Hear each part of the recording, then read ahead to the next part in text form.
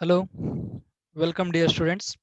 This is Indian economy class conducted by Pratap Hegde and this is my sixth class. So let's begin the class with a short recap of the previous class. Let's see what we have studied in the previous classes. In the previous class, I was talking about the relationship between economic reforms and economic development. How India's economy started growing rapidly after the implementation of economic reforms in the year 1991. So let me write that down. So reforms were introduced in the year 1991 and reforms means various policy measures or the structural changes in the economy done by the RBI. So finance minister has also implemented various policy measures in order to improve and change the structure of the economy and solve the problems which were being faced by our economy for the past 20 or 30 years, that is before 1991. So we have studied about the background of the implementation of the new economic policy and how and why the new economic policies or the reforms have been implemented. Let's see the economic reforms or the various policy measures or the changes in the economy which were being implemented after the introduction of new economic policy. So coming to the first one, that is de-reservation of industrial sector. De-reservation means abolishing the reservation. So before 1991, many industries or many manufacturing sectoring industries were only reserved for the government sector. Only government could produce the products which were reserved for the public sector. No private sector industry was allowed or permitted to produce such goods. So the list goes on, the list is long. So majority of those reserved category of commodities were de-reserved in order to liberalize the industry or the liberalize the economy, and such goods and commodities were allowed to be produced by the private sector thereafter.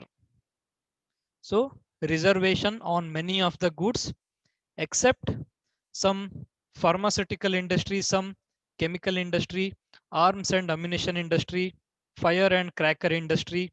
So uh, hazardous and chemical drugs, tobacco and alcohol. So on only these goods and services and these commodities, the reservation was kept as it is. And for all other commodities, the reservation was abolished. The reservation kept for only, let me write it, except hazardous chemicals. Hazardous means harmful, alcohol, tobacco, and pharmaceutical production. Pharmaceutical means drugs. That doesn't mean the drugs which is controlled by narcotics, but drugs means medicines. I hope you are able to see this. Okay. Hazardous chemicals, alcohol, tobacco, and pharmaceutical industries, and some other crucial and important sectors in the industrial sector were reserved for the government sector or government industries, and all other industries were allowed or opened up for the private sector. So this is the first policy change, that is de-reservation of industrial sector. That means the reservation on the production of goods and services which was provided only to the public sector was abolished, except such crucial and important commodities for the economy, and for all other commodities and goods the reservation was cancelled, the reservation was abolished. Then coming to the next policy change, that is industrial delicensing policy. Delicensing means abolishing or cancelling the licensing policy. So you may know that uh, every producer or any service provider needs to take permission from the local authorities, local municipalities or local gram panchayats in order to establish or start his business in the surroundings, isn't it? So before 1991, this industrial licensing policy was very strict. Even if the producers needed to alter their production or make slight changes in their commodity, or even in order to increase their quantity of the production, they needed to take the license or permission from the competent authority. But it was not as easy as it sounds. The licensing policy was very strict. The licensing authority did not permit easily in order to increase the production or even to make some changes in their commodity. So the licensing policy was very strict, and also it was misused by many of the leading industries or many of the influential industries. So other small industries were suffering from this strict licensing policy, and after 1991, this licensing policy was abolished. The licensing policy was cancelled for majority of the operations, and it was only kept in order to start their production. There were no other restrictions after the industries begin operations. So the next major policy change was industrial delicensing policy. Then coming on to the third one, that is opening up of the economy. Opening up of the economy for the rest of the world is called as globalization. In short, we can summarize whole economic reforms in only 3 words. These policy measures or policy changes may be summarized or may be compressed by only using 3 words, that is liberalization, privatization and globalization. I'm sure you have heard of these 3 words in the previous sections, maybe in your PU sections or in the social studies of your higher primary classes. So liberalization, privatization and globalization were the 3 major features of the economic reforms in 1991. So opening up of the economy means globalization. What do you mean by globalization? It is allowing other industries or allowing external sectors from entering the domestic economy and start production. So opening up of the economy means globalization. India's economy before 1991 was only restricted to the domestic producers. Other external industries or foreign or multinational corporations were restricted from entering our economy in order to safeguard the domestic producers. So the government did not allow foreign investors or foreign producers to enter our economy for the sake of security or for the sake of uh, safeguarding the local producers. But after 1991, India's economy was opened up for the global or for the globe for the better of the country. So industries from foreign countries were allowed to enter and operate and produce in India in order to get competitive prices and better products for the local customers. Before this globalization, India's domestic producers harassed the customers with cheap quality goods and high prices because there was no competition from the outer world. So what happens when there is no competition?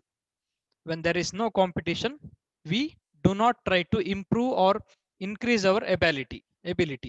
So opening up of the economy benefited the customers by the intake of cheap low prices or cheap prices and good quality commodities from outer world or outer countries. So opening up of the economy reduced the prices and it helped in the improvement in the quality of the goods and commodities. The fourth policy changes is liberalization of trade and investment.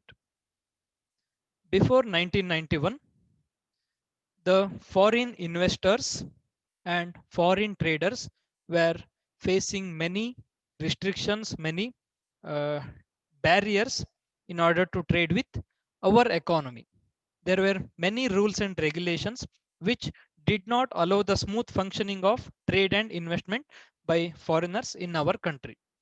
RBI and financial sector played a major role in constructing these barriers for the foreign traders and foreign investors, and foreign investors were not allowed to invest in our economy or not to allowed in invest in our industries or financial sectors, because the India's economy was of the fear that it would be taken over by the foreign economies or foreign investors.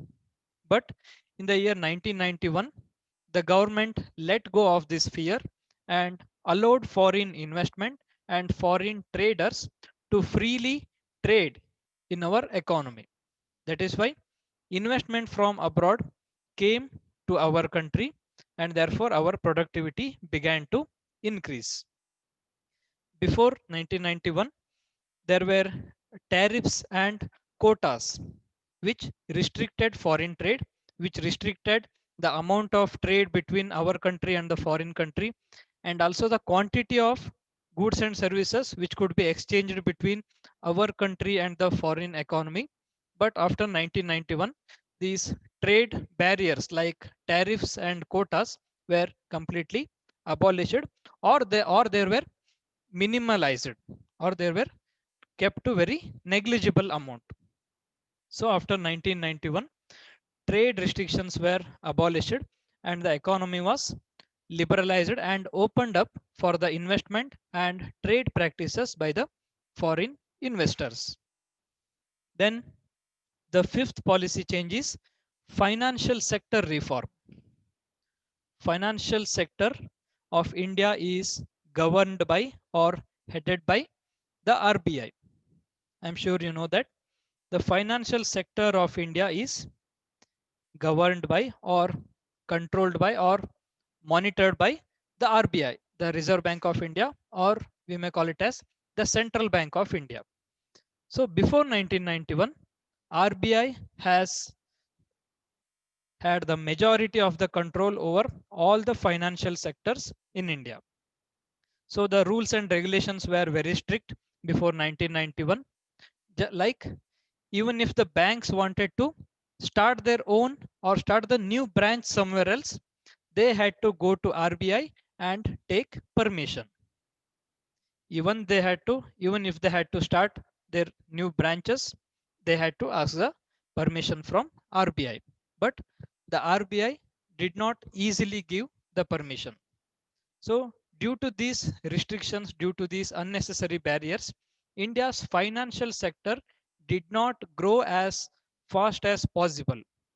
So government came to know about this. Government realized this trade barrier, or government realized this hindrance, and in order to reduce the control of RBI, or in order to make the functioning of the financial sector very smooth, in 1991, majority of the control by the RBI have been withdrawn or have been reduced by the government, and authority have been given to the chairmen or the heads of the respective financial sectors.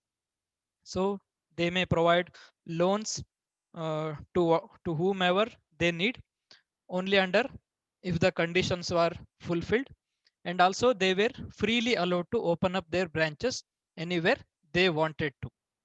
So the financial sector reforms meant that the lesser control of the RBI over financial sectors. Financial sector means banks and other non-banking financial organizations. So RBI's control was reduced after 1991. And the last major change in the India's economy was abolition of MRTP Act. MRTP is the short form for monopoly and restricted trade practices.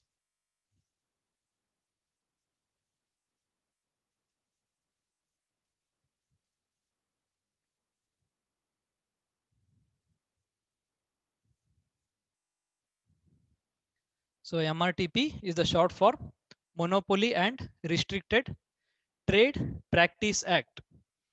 It was abolished by the central government because it was a major hindrance or it was a major barrier for the local producers and also the foreign investors.